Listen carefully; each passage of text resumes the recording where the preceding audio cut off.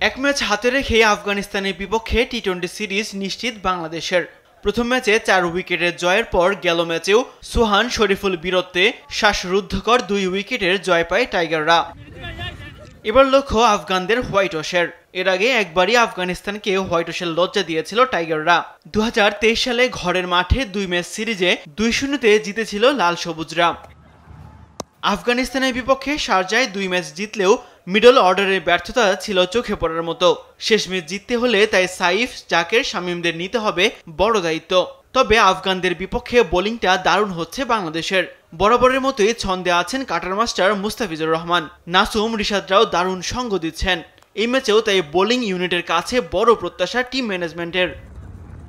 অন্যদিকে আফগানিস্তানের কাছে এই ম্যাচ হোয়াইট ওয়াশের লজ্জা এড়ানোর। ব্যাটিং ইউনিট নিয়ে ভোগান্তি যেন পিছুই ছাড়ছে না আফগানদের।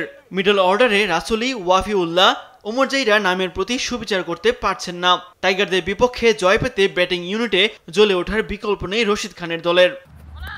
তাসবিহ অরুণ, স্পোর্টস ডেস্ক, দেশ টিভি।